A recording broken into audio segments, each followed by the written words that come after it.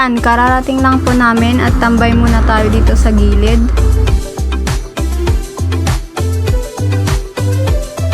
Ang ganda po talaga dito guys at first time ko din pong pumunta.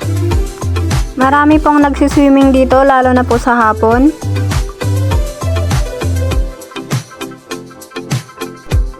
Sila pong mga kasama kong namasyal at naglibot-libot dito sa baler.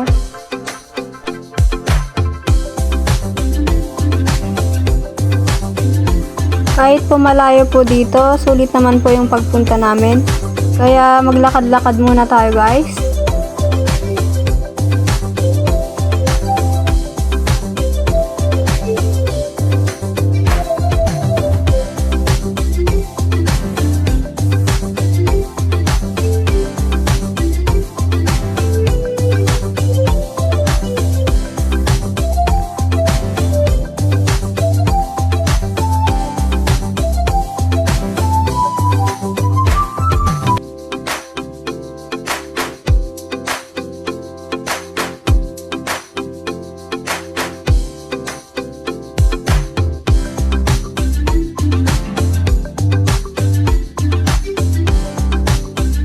Ayan guys, marami pong nagsiswimming dito.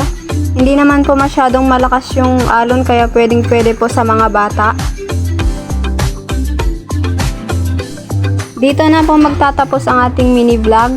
Please like, share, and subscribe. Thank you!